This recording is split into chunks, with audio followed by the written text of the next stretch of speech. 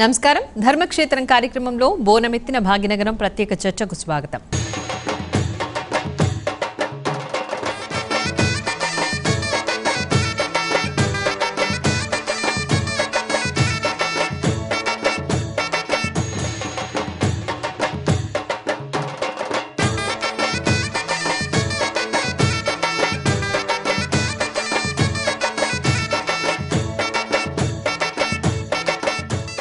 తెలంగాణ ప్రాంతంలో ఆషాఢ మాసం రాగానే బోనాల సందడి మొదలవుతుంది. ముఖ్యంగా భాగ్యనగరంలో వీధి వీధి కూడా పండగ వాతావరణాన్ని సంతరించుకుంటుంది. ఇక అమ్మవారి ఆలయాలన్నీ కూడా ఎంతో వైభవంగా అలరారుతూ ఉంటాయి. అసలు బోనం అంటే ఏంటి, బోనం యొక్క విశిష్టత ఏంటో తెలుసుకునే ప్రయత్నం చేద్దాం. ఈ నేపథ్యంలో భక్తి టీవీ ఒక ప్రత్యేక చర్చను చేపట్టింది.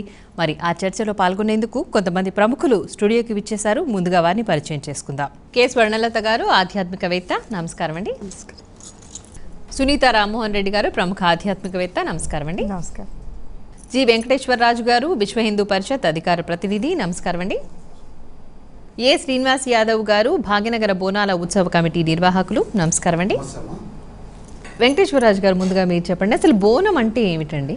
యా దేవీ సర్వభూతేషు శక్తి రూపేణ సంస్థితాః నమస్తస్యై నమస్తస్యై నమో నమః. బోనము అనగానే ఒక మంచి ఆహారము, భోజనము, అంటే ప్రేమగా ప్రేమతత్వంతో ఒక తల్లికి పెట్టేటువంటి భోజనం ఏదైతే ఉందో అదే బోనం, అదే భోజనం. నిజంగా మనం తెలంగాణలో బువ్వ అంటాం, కొన్ని చోట్లలో మనం ఏమంటామంటే భోజనం చేశారా అంటాం. అయితే ఈ ఆషాఢ మాసం ఏదైతే ఉందో ఈ ఆషాఢ మాసం రాగానే ఆ మహాతల్లి శక్తి రూపేణ సంస్థితాః ఆ తల్లి ఏంటంటే పుట్టింటికి వస్తుంది అనేటువంటి సంతోషంతో అక్కడ ఉండేటువంటి వాళ్ళందరూ కూడా మా తల్లి వస్తున్నది, మా ఇంటికి ఆడపడుచు వస్తున్నది అనేటువంటి సంతోషంతో ఆమెకు బువ్వ పెట్టాలి, అంటే అన్నం పెట్టాలి, భోజనం పెట్టాలి, కడుపు నిండుగా పెట్టాలి అనేటువంటి దృష్టితో చూసేటువంటి భావన ఏదైతే ఉందో అది ఈ సంవత్సరం మొత్తం అలాగే ఉండాలి, అందరికీ కూడా ఉండాలి, ప్రజలందరికీ కూడా సస్యశ్యామలంగా ఉండి అందరికీ కడుపు నిండా భోజనం దొరకాలి అనేటువంటి ఉద్దేశంతో చేస్తున్నటువంటి ఈ యొక్క కార్యక్రమం నిజంగా పల్లెటూళ్ళల్లో, తర్వాత గ్రామీణ వాతావరణంలో, తర్వాత ఆషాఢ మాసం అనగానే మనకు గుర్తొచ్చేది ఏంటంటే తొలకరి చినుకులు పడుతూ ఉంటాయి. ఈ తొలకరి చినుకుల ఆహ్వానం ఏదైతే ఉందో ఆ ఆహ్వానంలో కొంత విషయం ఏంటంటే మనం గ్రహించాల్సినటువంటి అవసరం ఏముందంటే, చేంజ్ కాగానే, అంటే ఏదైతే ఋతువులు చేంజ్ అయినటువంటి విషయంలో కానీ ఏదైతే వాతావరణం చేంజ్ అయినటువంటి విషయంలో కొన్ని రుగ్మతలు వచ్చేటువంటి, కొన్ని వ్యాధులు వచ్చేటువంటి పరిస్థితులు ఉంటాయి. అయితే ఆ వ్యాధులను మనం తప్పించడానికి, ఆ వ్యాధుల నుంచి మనం తొలగి వెళ్ళడానికి కొన్ని సైంటిఫికల్గా కూడా ఈ పసుపు అనేటువంటిది, దాంతో మనం ఏం చేస్తామంటే వేపాకు, తర్వాత పసుపు, వీటన్నిటితో ఆ బోనం తయారు చేస్తాం. అంటే మంచిగా ఆ భోజనం వండి దాంట్లో నెయ్యి వేసి, తర్వాత బెల్లం వేసి, వీటన్నిటితో మంచి ఆహారం వండి దాని మీద ఆ కుండ మీద ఏం చేస్తామంటే ఒక చిన్న గురిగి లాంటిది పెట్టి ఈ బెల్లం పాకం అందులో పోస్తాం. ఈ పోసిన తర్వాత దాని మీద ఇంకొక చిన్న మూకుడు లాంటిది పెట్టి దాని మీద ఏం చేస్తామంటే దీపం ముట్టిస్తాం.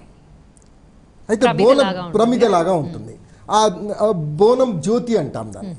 అంటే ఈ విధంగా చేసి దాన్ని పవిత్రంగా దాన్ని ఏం చేస్తామంటే ఆ ఇంట్లో ఉన్నటువంటి, నిజంగా కూడా అంతకన్నా ముందు రోజు ఏం చేస్తారంటే ఆ కుమ్మరి వాళ్ళ ఇళ్ళలోకి వెళ్ళి వాళ్ళు చేసినటువంటి ఆ కుండ, మంచిదైనటువంటి కుండను వాళ్ళు కొత్త కుండను వెతికి తీసుకొని దాన్ని కొంచెం రాత్రంతలా నానబెడతారు. ఫస్ట్ నీళ్ళలో నానబెట్టేసి ఆ తెల్లారి దాన్ని మంచిగా కడిగి దాంట్లో ఆ భోజనం అనేటువంటిది వండి ఆ యొక్క నిజంగా కూడా ఆ కుండను అత్యంత బ్రహ్మాండంగా అలంకరిస్తారు, మంచిగా అలంకరిస్తారు, చాలా బాగా అలంకరిస్తారు, చూడడానికి చాలా అదిగా.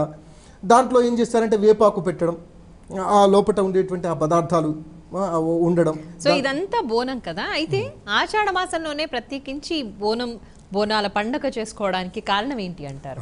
అదే ఇంతకుముందు ఏంటంటే తొలకరి వర్షాలు ఎప్పుడైతే పడుతున్నప్పుడు ఈ వాతావరణం చేంజ్ అనేది వస్తుంది. ఈ వాతావరణ చేంజ్లో ఏంటంటే మనుషులకు కొన్ని వ్యాధులు వచ్చేటువంటి పరిస్థితి ఉంటుంది. ఆ వ్యాధులను నిర్మూలించాలి అనేటువంటి దాంట్లో సైంటిఫికల్గా మేనర్గా ఒకసారి ఆలోచిస్తే కూడా వేపాకు యాంటీ బ్యాక్టీరియానికి ఏంటంటే చెడు బ్యాక్టీరియాని చంపేసేటువంటి గుణం ఉంటుంది, ఔషధ గుణాలు చాలా ఉంటాయి. అదేవిధంగా పసుపుకు కూడా అదే విధంగా ఉంటుంది. తర్వాత ఇంకొక ముఖ్యమైనటువంటి విషయం ఏంటంటే మనం పండుగ అనగానే ఏం చేస్తాం, కల్లాపి చల్లుతాం. అంటే ఆవు పేడలు ఈ పేడను పెట్టేసి మనం వేస్తే ఆ ఊళ్ళల్లో ఆ యొక్క వాతావరణంలో అక్కడ ఉండేటువంటి చెడు బ్యాక్టీరియా ఈ పేడలో చనిపోతాయి అవన్నీ. అయితే ఇంకొకటి ముఖ్యమైనటువంటి విషయం ఏంటంటే అందరూ కూడా ఆడపడుచులందరూ కూడా ఆ మహాతల్లులందరూ కూడా స్వచ్ఛంగా బ్రహ్మాండంగా స్నానం చేసి పవిత్రమైనటువంటి బట్టలతో ఆ యొక్క వాతావరణంలో పెరుగుతారు కాబట్టి ఆ వాతావరణంలో ఉంటారు కాబట్టి వచ్చేటువంటి వ్యాధులు ఏమైతే ఉంటాయో ఆ కాలానికి అనుగుణంగా వచ్చేటువంటి వ్యాధులు ఏవైతే ఉన్నాయో అవి పోవడానికి ఆస్కారం ఉంటుంది. అందుకే ఆషాఢ మాసంలో తప్పకుండా ఆ యొక్క కార్యక్రమం చేస్తే అందరికీ మంచి జరుగుతుంది. ఇంకొక ముఖ్యమైనటువంటి విషయం ఏంటంటే ఈ బోనం అనగానే కుండ మనకు గుర్తొస్తుంది, ఘటము అంటాం మనం. ఆ కుండ యొక్క ఏంటంటే బొజ్జ, అంటే ఈ యొక్క కడుపుకు కుండకు అవినాభావ సంబంధం ఉంది. ఏంటి అంటే కడుపు నిండుగా, అంటే కుండ నిండుగా బువ్వ ఉంది, కడుపు నిండుగా బువ్వ ఉంది. అంటే తెలంగాణ భాషలో యాసలో ఏంటంటే కడుపు నిండుగా బువ్వ ఉంది అనేటువంటి ఆ యొక్క భావనతో ఆ తల్లిని మనం కొలిస్తే ఆ తల్లికి సంపూర్ణంగా ఆమెకు తృప్తి కలిగేటువంటి భోజనం మనం అక్కడ పెడితే మనకు కూడా ఆ తల్లి మనకు కరుణించి ఈ సంవత్సరం మొత్తం మన ఆడపడుచులకు కానీ మన వాళ్ళకి కానీ మన పరివారానికి కానీ సమాజానికి కానీ మంచి చేయాలి, మంచి చేస్తుంది అనేటువంటి భావనతో నిజంగా పవిత్ర భావనతో చేస్తున్నటువంటి ఈ యొక్క ఈ బోనాలు అనేటువంటి కార్యక్రమం.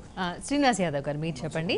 అయితే ఈ బోనాల పండగ అనేది దేవతలకు సమర్పిస్తారు, బోనం అనేది కదా, అయితే ఏ దేవతలకు సమర్పిస్తారు అంటారు? ఇది మొత్తం ఏం జరుగుతుందో ఆషాఢం నెలంతా, ఆషాఢం నెల రాగానే ఏం జరుగుతుందంటమ్మా, ఇక్కడ ఊరు పొలిమేరలో అమ్మవార్లు ఉంటారు. అమ్మవార్లు ఇప్పుడు మంకాలమ్మ, పోచమ్మ, మైసమ్మ అని అన్ని పేర్లు అనమాట. మొత్తం 9 పేర్లు ఉంటాయి అమ్మవార్లే. ఆ 9 పేర్లు ఏంటంటే ఈ సంవత్సరం అంతా అమ్మవార్లకు మనం పూజ చేస్తుంటాం, మనం చేసుకుంటాం. అంటే ఈ నెలంతా వచ్చేవరకు ఆషాఢం నెల వచ్చేవరకు ఏం జరుగుతుందంటే, ఆషాఢం నెల వచ్చేవరకు ఏం జరుగుతుందంటే ఈ వానలు ఈ వాతావరణాలు ఇవన్నీ వచ్చేవరకు కొంత ఇబ్బంది కడగకుండా ఇంటికి ఆడపిల్లని పిలిచి, ఆడపిల్ల అంటే మన ఇంటికి బోనం దానికోసం పిలిచి అవన్నీ పద్ధతిగా అట్లా చేసుకుంటూ వస్తారనమాట. అయితే ఈ ఆషాఢం నెలలో ఒక దేవాలయం ఒక కమిటీ వేసుకొని అక్కడ ఊరోళ్ళంతా పిలుచుకొని ఆ కుమ్మరోళ్ళు అక్కడ ఉన్న మన కుర్మ వాళ్ళు మళ్ళీ ఒగ్గ వాళ్ళు ఈ పోతరాజులు ఉంటారు. అక్కడ పోతరాజుకు సంబంధించింది ఊరు కమిటీ అంతా పిలిచి దాన్ని ఒక లెవెల్గా ఒక పద్ధతిగా అట్లా చేసుకుంటే వెళ్తారమ్మ వాళ్ళు. అయితే ఏ దేవతలు అక్కడ ఈ 9 దేవతలకు సమర్పిస్తారు అంతే కదా? అంటే 9 దేవతలు అని కదమ్మా, ఊరుకు సంబంధించి పొలిమేరలు ఉంటారు. ఊరు పొలిమేర ఒక్కొక్క ఊరికి ఒక్కొక్క అమ్మవారు ఉంటారు. ముత్తాలమ్మ ఉంటుంది, మళ్ళీ మంకాలమ్మ ఉంటుంది, పోచమ్మ ఉంటుంది, కాళికామాత ఉంటుంది. అంటే ఏమైందంటే ఈ కోటి దేవతలకు మనం అంతులేని పేర్లు ఉన్నాయి అనమాట. ఈ కోటి దేవతలు అన్ని దేవుళ్ళకి ఏంటంటే ఇప్పుడు గోల్కొండ కిలా ఉన్నది, మళ్ళీ మన సికింద్రాబాద్ అమ్మవారు ఉంది, ఎల్లమ్మ అమ్మవారు ఉన్నది. అంటే ఏ ఊరికి ఆ ఊరుకు సంబంధించిన వాళ్ళు పేర్లు పెట్టుకుంటారు. ఆ పేర్లు పెట్టుకున్నప్పుడు ఏంటంటే ఈ కోటి దేవతలలో ఒక్కొక్క దేవత ఒక్కొక్క ఊరు పొలిమేరలో ఉంటారనమాట. ఆ పొలిమేరలో ఏం జరుగుతుందంటే ఆ ఊరికి సంబంధించిన వాళ్ళు ఇక మంకాలమ్మ ఉంది, ఇప్పుడు అంబర్పేటలో మంకాలమ్మ, మళ్ళీ మన బల్కంపేటలో ఎల్లమ్మ తల్లి ఉన్నది, మళ్ళీ కొద్దిగా మన గోల్కొండకిలో మైసమ్మ తల్లి, అట్లా ఒక్కొక్క ఊరిలో ఒక్కొక్క టెంపుల్ ఉంటుంది. బట్టే ఈ దేవతలకు మనం రకరకాల పేర్లు ఉంటాయి అన్నమాట. అందరికీ ఆ సందర్భంగా ఏం చేస్తారంటే ఆ ఊరిలో ఆ ఊరు వాతావరణాన్ని అక్కడ ఉన్న పరిస్థితులు అన్నీ మంచిగా చూసుకోవాలి అమ్మవారు అని చెప్పి ఈ ఆషాఢం నెలలో వచ్చేవరకు ఏంటంటే ఆ దేవాలయాలన్నీ నీట్ చేసుకొని పోతరాజులు అంటే ఏముంటుంది, వాళ్ళు పసుపు అక్క ఈ పలారం బండ్లు ఇవన్నీ తీసుకుంటూ పోతారు. దానికోసం ఈ బోనము పలారం బండ్లు ఆషాఢం నెల ఈ నెల రోజులు తెలంగాణలో ఈ బోనాలు ఆడపిల్లలు మంచి కమిటీ వాతావరణాలు పరిస్థితులన్నీ చేసుకుంటా ఈ పేర్లు పెట్టుకుంటా అమ్మవారి పేర్లు ఇట్లుంటాయమ్మా. బాగుందని చక్కగా చెప్పారు. స్వర్ణలత గారు మీరు చెప్పండి. అయితే ముఖ్యంగా గ్రామదేవతలకు సమర్పించే బోనాల విశిష్టత ఏంటి అంటారు? మా తాతలు కాలం నుంచి ముందటి నుంచి చెప్తుండేది ఏమిటంటే విషయము, ఇప్పుడు ఈ ఒక ఊర్లో ఏం ఉండేది కాదు అప్పట్లో, అంతా చిన్న పిల్లలు ఉండేవాళ్ళు. అప్పట్లో ఏం చేస్తుండే, ఎప్పుడు అమ్మవారి టెంపుల్కి వెళ్ళేవారు, చిన్నగా ఉండేవి. అప్పుడు ఇంకా టెంపుల్స్ ఏమి డెవలప్ కాలేదు. తాతలు ముత్తాల కాలంలో అప్పుడు ఏం చేస్తుండేనంటే అమ్మవారు ఎప్పుడు మనల్ని కాపాడుతుంది, ఆమెకి చల్లగా ఉండాలి అనేసి ఒక నైవేద్యాలు పెడుతుండే అప్పట్లో.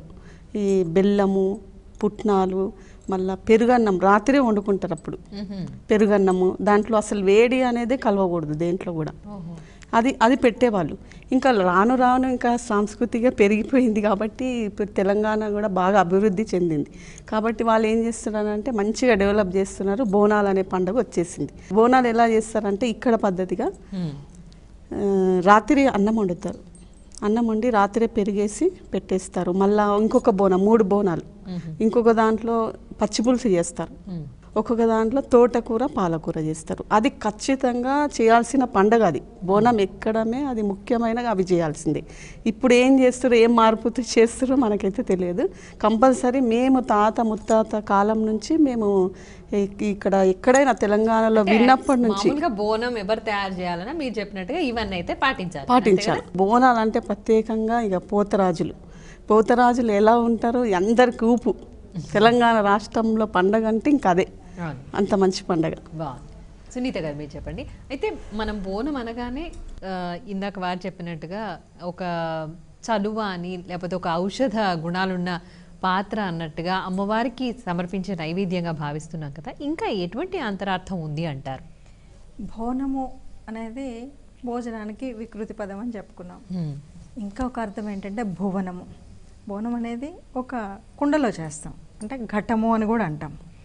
ఈ ఘటము దగ్గరికి వచ్చేసరికి ఇది ఇంకొక అర్థం ఏంటంటే శరీరాన్ని కూడా ఘటం, అంటే అమ్మవారికి తీసుకువెళ్ళే బోనం ఏదైతే ఉందో ఈ మానవ శరీరానికి అదొక మారు పేరులాగా.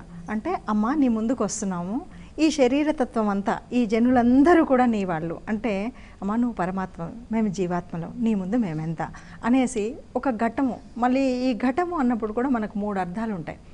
ఘటాకాశము, మఠాకాశము, చిదాకాశం అంటారు. అంటే ఈ కుండ రూపంలో విశ్వమంతా కూడా కుండ రూపంలో ఉంటుంది అన్నది ఒక అర్థం. మరి కుండ రూపంలో ఉంది అనడానికి మనకి ఇంకా కుంభకోణం అనేటువంటి పుణ్యక్షేత్రం తెలుసు. ఏంటంటే యుగమంతా అంతమైపోయినప్పుడు చిట్ట చివర ఆ పరమాత్మ ఇంకా మళ్ళీ రేపటికి కావలసిన జీవరాశి యొక్క సారాన్ని ఆ కుండలో పెట్టి పంపిస్తే అది ఆ జలం మీద తేలియాడుతూ జలమంతా మునిగిపోయిన తర్వాత చివరికి ఆ కుంభకోణంలో ఆ కోణానికి ఆ కొండకి తగిలి మళ్ళీ ఉత్పత్తి ప్రారంభమైంది. అంటే ఒక ఉత్పత్తి జరగాలి అంటే కుండ ముఖ్యమైంది. అదేలాగా మనము అంటే మనం రామాయణం చూస్తాం. సగరుడి కాలంలోనే ఆ 1000 మందికి ఆ గర్భంలో ఏం చేశారు, కుండల్లో పెట్టి సగరులు 1000 మంది సంతానము అలాగే ఉన్నారు. మరి గాంధారి తన గర్భాన్ని విచ్ఛిన్నం చేసుకోవడం కోసం కొట్టుకున్నప్పుడు విచ్ఛిన్నం అవుతే మరి అది కూడా నేతి కుండలలో పెట్టారు వ్యాసుల వారు. అంటే ఆ కుండకి గర్భానికి ఉన్నటువంటి స్థానం ఉంది. అందువల్ల అమ్మవారు తన సంతానాన్ని, మనమంతా ఆమె సంతానం కాబట్టి ఆ సంతానానికి ముఖ్యమైనటువంటిది ఈ అంటే సంతానం క్షేమంగా ఉండడం కోసం చేసేటువంటిది బోనం. అందులో ఈ భువనానికి ప్రతీకగా కూడా తీసుకుంటూ ఉంటాం. ఆ భువనము అనేసరికి మళ్ళీ కుండ రూపం వచ్చింది కాబట్టి ఈ కుండ ఎక్కడి నుండి ఎందుకు ఆ కుండనే వాడాలి ప్రత్యేకత అంటే మనకి ఎప్పుడు కూడా ధర్మానికి ప్రతీక, ఒక స్వచ్ఛతకి ప్రతీక, విశ్వానికి ప్రతీక. అమృతాన్ని పంచిన రోజు ధర్మానికి పంచడం కోసం అమృత భాండాన్ని అది క్షీర సముద్రంలో నుండి వచ్చింది. అందువల్లే మన దేశంలో కూడా పూర్ణ కుంభం మన చిహ్నంగా, అంటే అంతకంటే ధర్మమైంది ఇంకొకటి లేదు అని. ఇంకా బాగా చెప్పాలి అంటే మనం ఎన్ని రకాలు అంటే వెండి బిందెలు చేయించుకున్నప్పటికి కూడా పుట్టినప్పటి నుండి చివరి అంత్యేష్టి వరకు ముఖ్యంగా వాడేది కుండ మాత్రమే. కలినీళ్ళు జల్లినా చిట్ట చివరికి కాట్లోకి తీసుకెళ్ళిన కుండ మాత్రమే అతి ముఖ్యమైనది. దీంతోపాటు ప్రతి పండుగలో కూడా కుండ విలువ ఉంటుంది, ప్రతి శుభకార్యంలో ఉంటుంది. అంటే కుండకు ఏ శుభకార్యం చెయ్యాలి అన్నా మన పుట్టుక నుండి చివరి వరకు ఉండేటువంటి కాలంలో ఎక్కడైనా సరే కుండకు ఉన్నటువంటి పవిత్రత ఉంది. కాబట్టి కుండలో అమ్మవారికి తీసుకువెళ్ళేటువంటి నైవేద్యం ఏదైతే ఉందో అది బోనంగా మనం తీసుకుంటున్నాం. ఈ బోనాన్ని మళ్ళీ ఆషాఢంలో ఎందుకు తీసుకున్నాము అంటే మొన్నటి వరకు ఉన్నటువంటి ఎండాకాలం పోయింది, ఒక ఋతువు మారింది. ఒక ఋతువు మారేసరికి గ్రీష్మం పోయి వర్షం వచ్చేటప్పటికి ఇక్కడ వచ్చినటువంటి ఏదైతే సంధికాలం ఉందో, ఋతు సంధికాలం ఉందో, ఈ ఋతు సంధికాలంలో అప్పటి వరకు ఉన్నటువంటి ఉష్ణాన్ని తట్టుకోగలిగినటువంటి శక్తి శరీరానికి ఒకేసారి వచ్చిన మార్పు వల్ల వచ్చేటువంటి పొంగు, ఆటలమ్మ ఇలాంటి జబ్బులు పిల్లలకి రాకుండా ఉండాలి అంటే అమ్మ దీవెన కావాలి. దీంతోపాటు ఆ అమ్మకు పెట్టే నైవేద్యంలో ఏదైతే చలవ పదార్థాన్ని పెడుతున్నామో దాన్ని ప్రసాదంగా స్వీకరించడం వల్ల ఒంటికి చలవతనం రావడం. ఇంకొక ముఖ్యమైన లక్షణం ఏంటంటే మాతృత్వానికి ప్రతీక. భూమిలో అప్పుడే వర్షం పడగానే చిగురించే లక్షణం ఎట్లా వస్తుందో మాతృత్వానికి ప్రతీక కాబట్టి ఆషాఢంలో స్త్రీలు బోనం చేయడం అన్నది ఒక విధి. బాగుందండి, చక్కగా చెప్పారు. అంతరార్థాన్ని చాలా విడమర్చి వివరించారు. ధన్యవాదాలు. మీరు చెప్పండి, అసలు భాగ్యనగరంలో ఈ బోనాల ఉత్సవం అనేది ఎప్పటి నుంచి మొదలైంది, ఆచారం అనేది అంటారు? ఇది చాలా కొన్ని వందల సంవత్సరాల నుంచి ఉన్నటువంటి ఇదొక వరవడి. నిజంగా చెప్పాలంటే కాకతీయుల కాలం నుండి కూడా 12వ శతాబ్దంలో కాకతీయ రాజు ఎవరైతే ఉన్నారో ప్రతాపరుద్రుడు, అతను కాకతి అనేటువంటి ఒక దేవిని కొలిసేవాడు. అయితే ఆ కాకతి అనేటువంటి దేవి ముందట కుంభం అంటే ఒక కుప్పలాగా, అంటే భోజనం ఏదైతే వండి ఆ కుప్పలాగా పోసి ఆమెకు నైవేద్యం పెట్టేవారట. అంటే ఆమె యొక్క ఆశీస్సులు పొందాలి అనేటువంటి ఉద్దేశంతో కాకతీయ రాజుల కాలం నుంచి మొదలు పెడితే ఇప్పటి వరకు 1815 సంవత్సరంలో అప్పయ్య అనేటువంటి అతను మధ్యప్రదేశ్లో ఉజ్జయినికి వెళ్ళారు. వెళితే అక్కడ ఆయనకు ప్లేగ్ అనే వ్యాధి, చిన్న వ్యాధి వచ్చింది. వ్యాధి వస్తే ఆ అమ్మకు దండం పెట్టుకొని, అమ్మ నాకు ఈ వ్యాధి తక్కువైతే నేను మా దగ్గర కూడా మీ చేస్తాను, మీ గుడి కడతాను అని చెప్పేసి మొక్కుకున్నాట ఆ అప్పయ్య గారు. అయితే ఆ వెంటనే తగ్గిపోయింది. ఆయన రావడం ఇక్కడ ఈ మహంకాళి ఏదైతే లష్కర్ బోనాలని మనం ఫేమస్ అంటున్నామో, ఈ ఉజ్జయిని మహంకాళి ఆ యొక్క చిన్న దాని నిజంగా ఒక విషయం చెప్పాలంటే ఈ గ్రామ దేవతలు అంటారు వీళ్ళందరినీ. ఈ గ్రామంలో దేవతలు, ఈ దేవతలందరినీ ముందుగా వాళ్ళని సంతృప్తి పరిస్తేనే ఆ గ్రామం చల్లగా ఉంటుంది, ఆ గ్రామం సస్యశ్యామలంగా ఉంటుంది అనేటువంటి ఉద్దేశం కూడా దీని వెనుక ఒక భావం. అయితే వాళ్ళకు ఈ యొక్క బోనాలు ఇవన్నీ చేసి తీసుకెళ్ళి ఆ కుంభంలాగా లాగా వాళ్ళ ముందట పెట్టేసి వాళ్ళకు సమర్పించి తర్వాత ఇంకొక ముఖ్యమైనటువంటి విషయం ఏంటంటే బలులు కూడా దీంట్లో ఉన్నాయి. అంటే ఈ విధంగా చాలా ఏండ్ల నుంచి, కొన్ని వందల సంవత్సరాల నుంచి వస్తున్నటువంటి పరంపర ఇది. ఒకసారి 1813లో ఇదే ఇక్కడ అంటే భాగ్యనగరంలో ప్లేగు వ్యాధి వచ్చింది. వచ్చినప్పుడు అక్కడ వాళ్ళు ఏం చేశారంటే మొక్కుకున్నారమ్మా, తల్లి మహాతల్లి ఒకవేళ కనుక ఈ ప్లేగు వ్యాధి తక్కువైతే మేము మీకు కట్టిస్తాము అనేటువంటి ఉద్దేశంతో ఈ విధంగా అనేకమైనటువంటి విషయాలు. అంటే విషయం ఏంటంటే అమ్మవారిని కొలిస్తే మంచి జరుగుతుంది. ఇంకొక ముఖ్యమైనటువంటి విషయం ఏంటంటే అమ్మా 1908 సంవత్సరంలో మూసీ నది ఉప్పొంగింది. ఇది భాగ్యనగరం చాలా మంది, వేల మంది చనిపోయినటువంటి పరిస్థితి. అప్పుడు కూడా మొక్కుకున్నారు, మీకు తప్పకుండా బోనాలు చేసి పెడతాము అనేటువంటి ఉద్దేశంతో ముస్లింల కాలంలో కూడా ఈ బోనాలు చేసినటువంటి పరిస్థితి. అంటే వాళ్ళు ఇప్పుడు మనం భద్రాచలంలో రాముల వారికి ఎట్లయితే తలంబ్రాలు తీసుకెళ్తామో, తానీషా కాలంలో ఎట్లయితే తీసుకెళ్తామో అప్పుడు కూడా ముస్లిమ్స్ ఈ యొక్క అమ్మవారి బోనాలు, ఇప్పుడు ఇదే గోల్కొండ దాంట్లో కాకతీయుల రాజ్యం ఉన్నప్పుడు వాళ్ళు ఏం చేశారంటే గోల్కొండ ఫోర్ట్ మట్టిగా ఉండే, దాని తర్వాత తురుష్కులు వచ్చిన తర్వాత వాళ్ళు స్టోన్తో కట్టినటువంటి రాతి కట్టడం కట్టినటువంటి విషయం. అంటే అప్పటి నుంచి కూడా ఇప్పుడు జగదాంబ అమ్మ ఏదైతే ఉందో వాళ్ళు ఇప్పుడు గోల్కొండ ఫోర్ట్లో మొదలయ్యి తర్వాత ఈ యొక్క లాల్ దర్వాజా అమ్మవారి దగ్గర ఇది ముగుస్తుంది అనేటువంటి ఈ యొక్క వరవడి ఏదైతే ఉందో ప్రతి సంవత్సరం మనం చేస్తూ ఉన్నాం. దాంట్లో ముఖ్యంగా ఏంటంటే స్త్రీలకు దీనికి సంబంధం ఏంటి అంటే స్త్రీలు కూడా ఉత్పత్తి చేసేటువంటి పరిస్థితి. అందుకొరకు ఏమంటారంటే నాగరసాలు కట్టేటప్పుడు స్త్రీలను కొద్దిసేపు నాగరసాలు పట్టుకోమంటారు.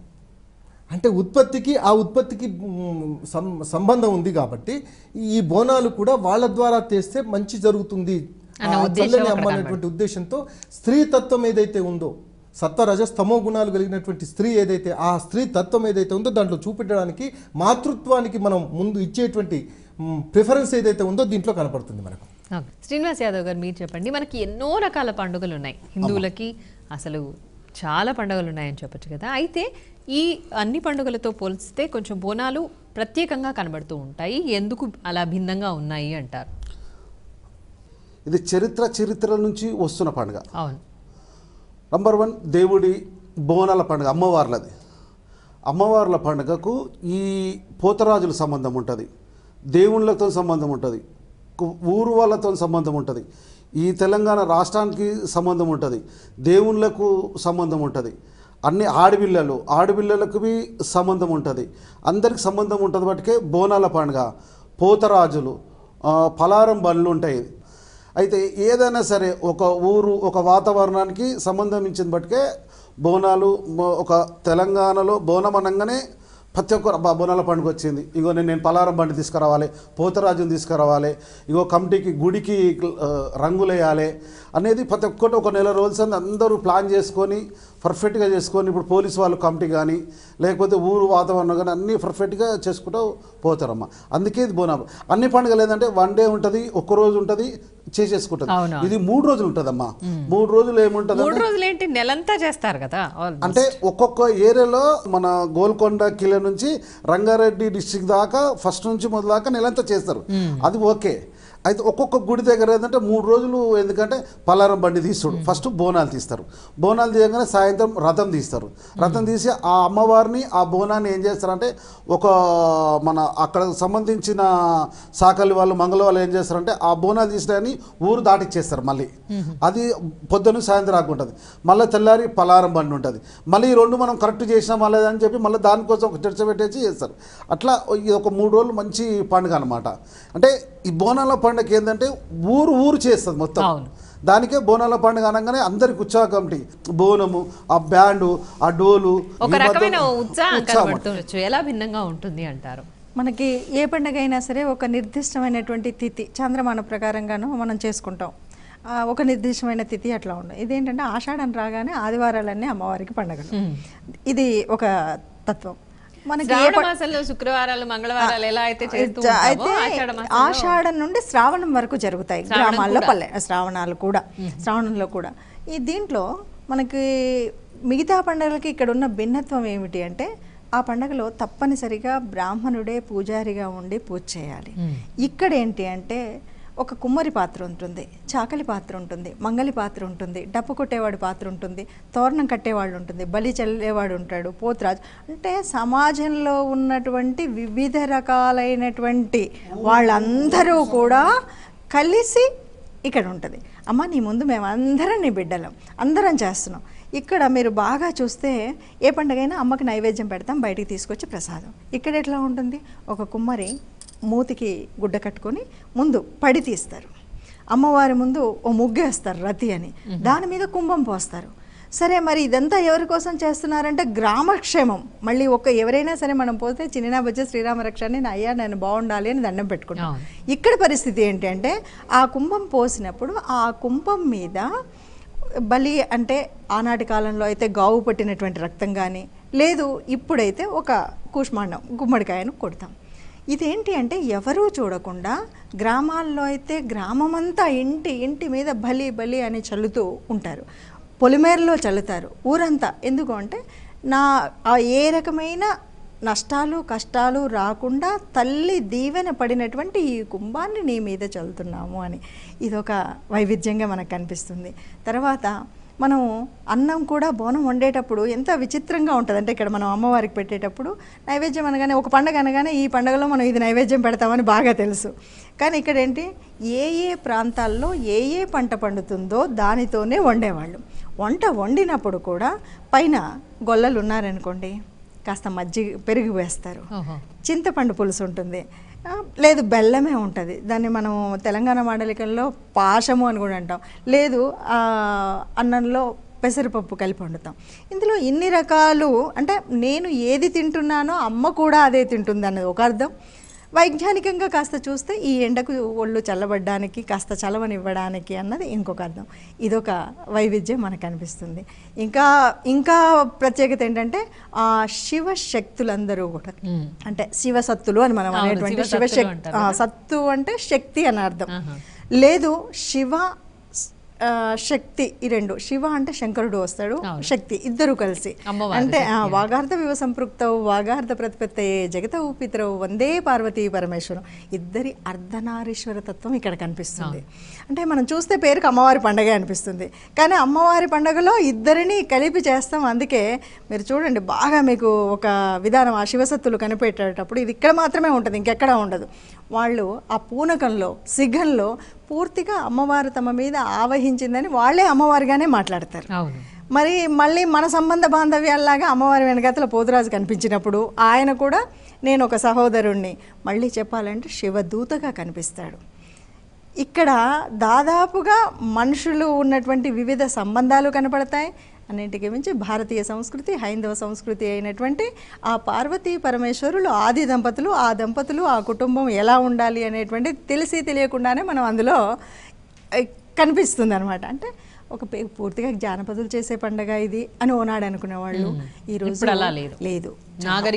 నాగరికులు కూడా చేస్తున్నారంటే ఆ జానపదులు ఎంతో జ్ఞానవంతంగా పెట్టినటువంటి ఓ పద్ధతి అందులో ఉంది. ఈ రకమైన వైవిధ్యాలు దాని వెనక ఒక సంప్రదాయం, ఓ శాస్త్రీయత, అలాగే ఒక ఏమంటారు ఔషధ గుణాలు ఇవన్నీ కూడా ఉండడం వల్ల ఇంకా ప్రత్యేకత చూడండి. ఎక్కడ ఎవరు చూసినా ఎంత కట్టుబొట్టు మంచి ఒక 10,000 చీర కట్టుకున్నా నిండుగా బోనం ఎత్తుకుంటారు. ఈ బోనం తయారీ విషయంలో, అలంకరణ విషయంలో ఏమైనా నియమాలు పాటించాల్సిన అవసరం తప్పకుండా నియమాలు పాటించాలమ్మా. గ్రామాల్లో అయితేనేమో అందుబాటులో ఉంటారు కాబట్టి కుమ్మరి ఆ రోజు వాళ్ళ ఇంటి కుమ్మరి ఉంటేనేమో ఎవరింటికి వాళ్ళకి వస్తాయి. ఈనాటి నాగరిక ప్రపంచం ఈ భాగ్యనగరం అయితే ముందు రోజు తెచ్చుకుంటాం. కుండని తెచ్చుకున్న తర్వాత నానబెట్టి మనం వంట అయితే అక్కడ బియ్యం వేస్తున్నామా, పప్పు వేస్తున్నామా, లేకపోతే జొన్నలతో వండుతున్నామా, సజ్జలతో వండుతున్నామా అన్న పరిమాణం ఏదాంతో వండుతున్నామా వారి వారి దాన్ని బట్టి వంట చేసిన తర్వాత ఆ రోజులలో అయితే కర్రలు పోయి ఇప్పుడు మామూలు స్టవ్ మీద వండిన తర్వాత కుండకి కింద అప్పుడు కడుగుతాం. అంటే అప్పటికే మనం శుద్ధిగా శుచిగా స్నానం పానం అన్నీ చేసి ఇల్లును అలంకరించుకొని వేపాకులు కట్టుకొని ఇన్ని చేసిన తర్వాత బోనాన్ని మనం ఒక భక్తితో బోనం వండడం మొదలు పెడతాం. ఈ వండినటువంటి బోనాన్ని కింద మసి పడుతుంది, దాన్ని కడిగి సున్నం రాసి ఆ పైన కుండలోనే వండాలి. వండిన తర్వాత ఆ కింద సున్నం రాసి ఆ పైన నూనె రాసి పసుపు కుంకుమతో అలంకరించి కంఠానికి వేపాకు కడతాం. ఈ పైన ఒక చిన్న గురిగి ఉంటుంది. ఈ గురిగిలో యాదవులు అయితే కాస్త పెరుగు ఇందాక చెప్పుకున్నట్టుగా ఈ పులుపు తీపి ఇవన్నీ వేసిన తర్వాత పైన కంచుడు అంటాం మనం. ఆ కంచుడులో జ్యోతిని పెడతాం. దీని వెనకాతల కూడా కొన్ని అర్థాలు ఉన్నాయి. మనం తీసుకెళ్ళేటప్పుడు ఆహార పదార్థం ఉంది, ఆ జ్యోతి ఉంది అంటే ఏమైనా క్రిమికీటకాలు రావు. లేదు అమ్మ ఆమె పరమాత్మ, మనము ఆత్మ దగ్గరికి ఈ జ్యోతిని తీసుకువెళ్తున్నాం. ఇది అయితే ఈ బోనంలో మరి ఒకటే బోనం చేసామా అంటే ఇప్పుడు మనం చూస్తుంటే టీవీలో ఇంతింత దొంతర్లు కనబడతాయి.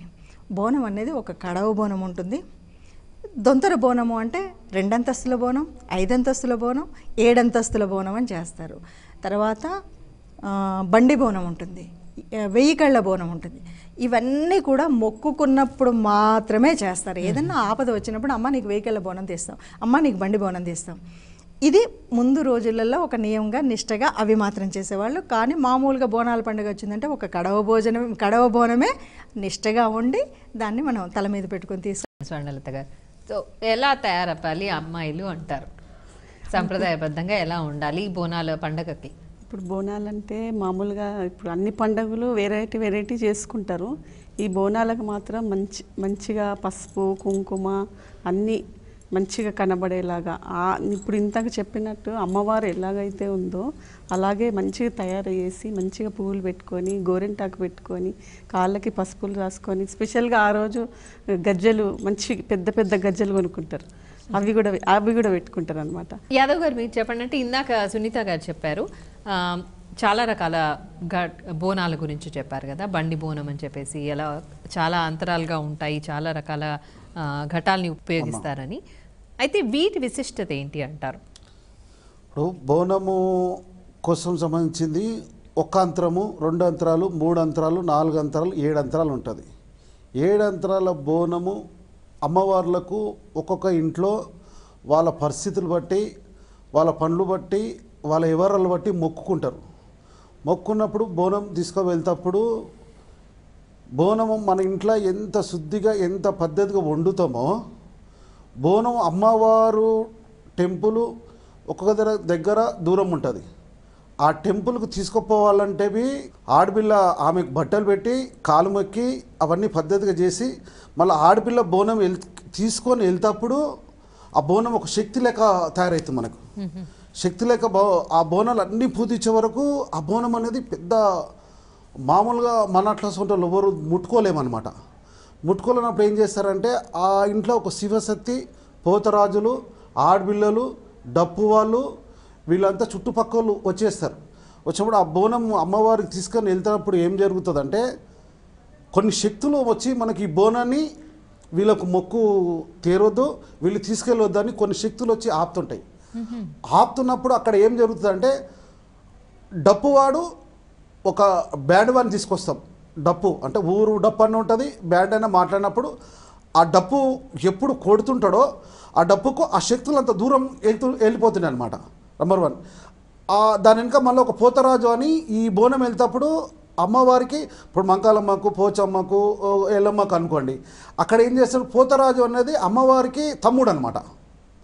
తమ్ముడు అనేది ఉంటారు. తమ్ముడు ఉన్నప్పుడు ఆ తమ్ముడు ఆడుతుంటే ఆ డప్పులు కొడుతుంటే ఈ బోనం తీసుకొని ఆ గుడికి పోతుంటారు అనమాట. గుడికి పోయినప్పుడు మధ్యలో కథలవి ఉన్నది. ఎల్లమ్మ 7 బోనాలు ఎత్తుకొని పోతుంటే ఆ బోనము ఖండించి ఒక శక్తి, ఒక మామూలుగా అక్కడ రాక్షసులు వచ్చి ఆ బోనం తీసుకోపోకుండా చేస్తారు. చేసినప్పుడు ఆ ఎల్లమ్మ దేవుడికే జరిగిన శిక్ష అది. అప్పుడు అతని భర్త మునిరాజు అనేది అక్కడ చనిపోయి ఉంటాడు. అంటే బతుకున్నప్పుడు ఏం చెప్తాడంటే, నువ్వు 7 యంత్రాల బోనం నాకు అయ్యా, నువ్వు ఊరు ఏదో పని మీద పోతున్నావు కదా, నీకేమన్నా జరిగితే నేను ఎట్లా నమ్మాలి అని అంటది. అంటే ఏం లేదు, నేను ఎక్కువలో ఏమన్నా జరిగితే నేను ఒక చెట్టు కింద ఉంటాను, ఆ 7 యంత్రాల బోనం తీసుకొచ్చి నువ్వు నాకు బోనం చూపెట్టి అమ్మవారికి ఎక్కిస్తే నేను బతుకుతా అంటది.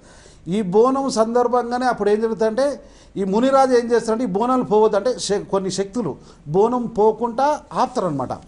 అందుకే ఈ బోనానికి ఇంటి ఆడపిల్ల అవసరము, ఊరు వాళ్ళు అవసరము, ఈ పోతరాజు అవసరము, ఆ శుద్ధి అవసరము, ఈ మెయింటెనెన్స్లన్నీ మామూలుగా మనం అనుకుంటున్నాం ఒక బోనం అని. కానీ బోనాన్ని ఇంకా కొన్ని మన చరిత్రలో కొన్ని తెలియని విషయాలు ఉన్నాయి దానికి.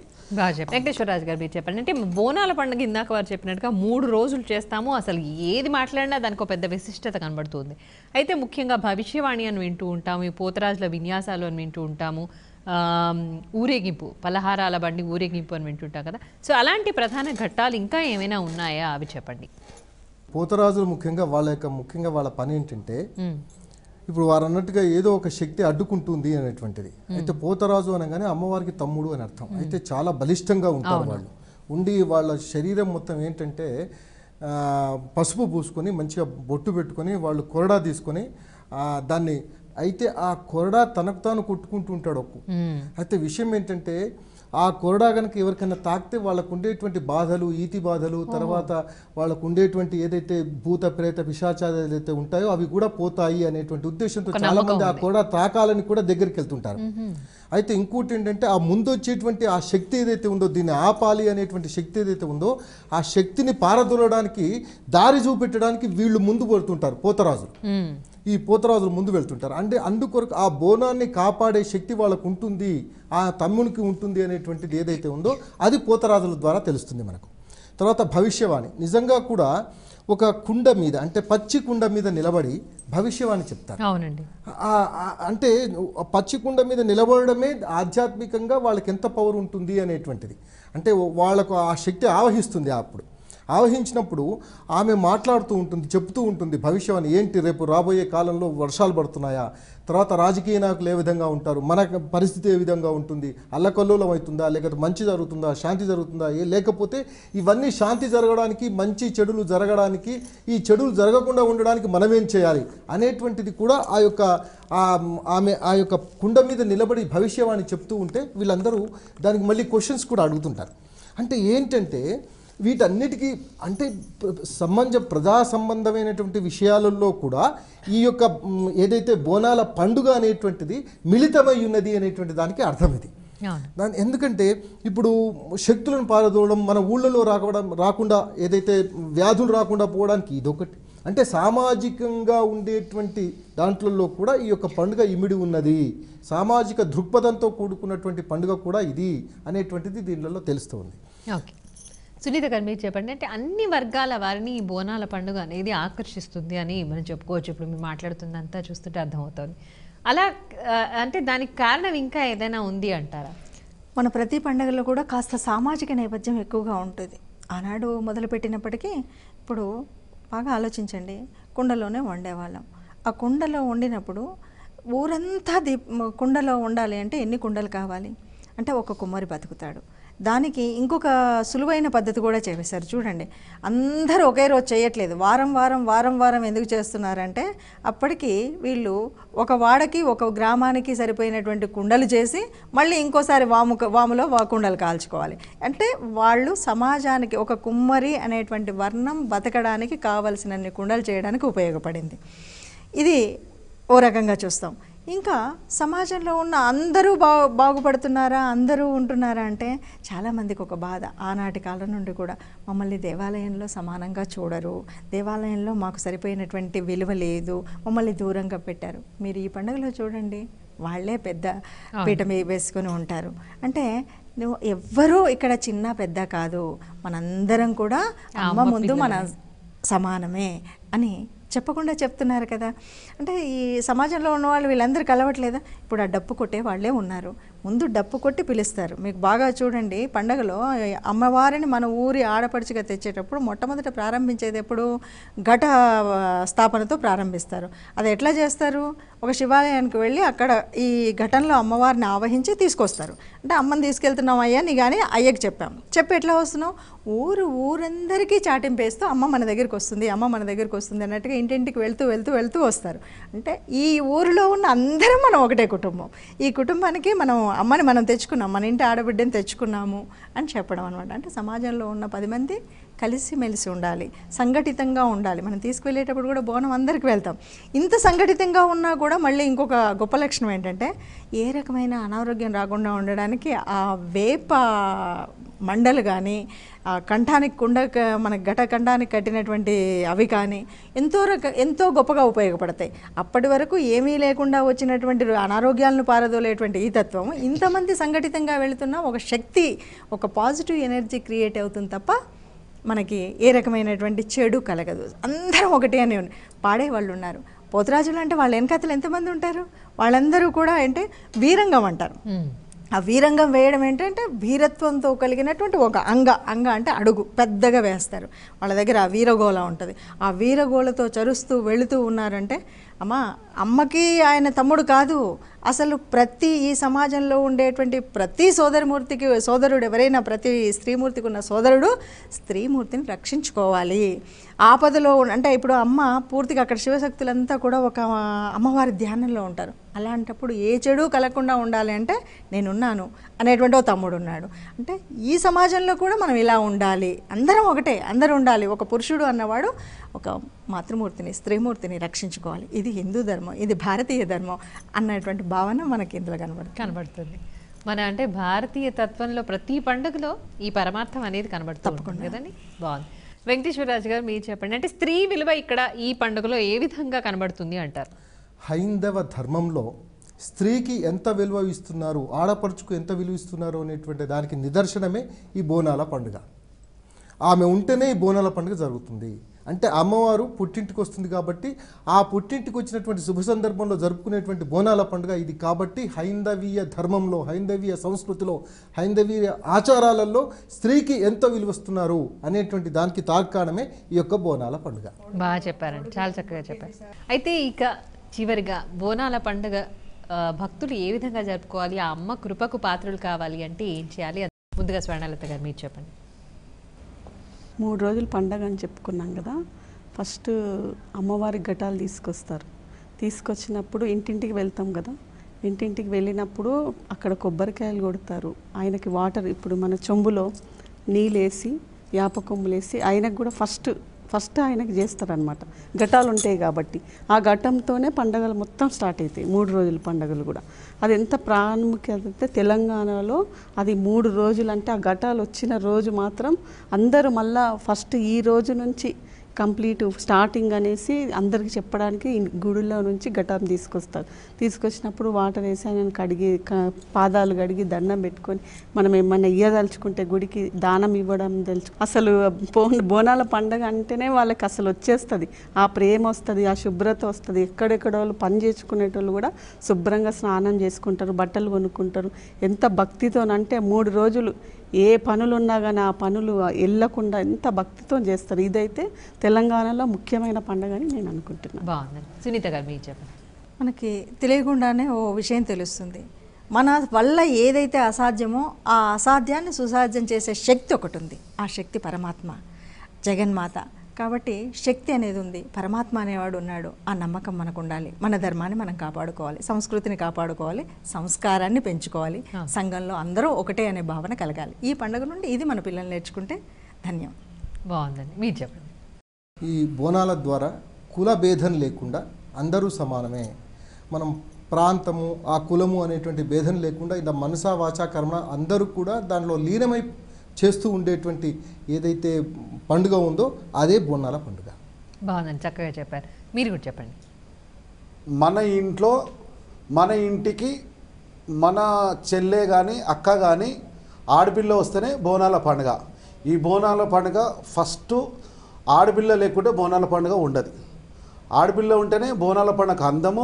బోనాలు బావ వస్తాడు, కాక వస్తాడు, అందరు చుట్టాలు వస్తారు. చుట్టాలు వచ్చి ఊరోళ్ళు వస్తేనే బోనాల పండుగ. ఊరు పలారం బండి, పోతరాజు, మళ్ళీ ఇవన్నీ పద్ధతులు ఉంటాయి. దీన్ని బోనాల పండుగకు ఒక అందం అనేది ఉంటుంది అనమాట ఆ దాంట్లో. సో మీరంతా కూడా బోనాల పండుగ సందర్భంగా భాగ్యనగరంలో బోనాలు ఏ విధంగా జరుపుకుంటారో, అలాగే బోనాల విశిష్టత గురించి ఎన్నో విషయాలు తెలియజేశారు. ధన్యవాదాలండి. చూశారు కదండి, ఈనాటి ధర్మక్షేత్రం కార్యక్రమంలో బోనమెత్తిన భాగ్యనగరం ప్రత్యేక చర్చని. మరో చక్కటి కార్యక్రమంలో మళ్ళీ కలుద్దాం. అంతవరకు సెలవు. నమస్కారం.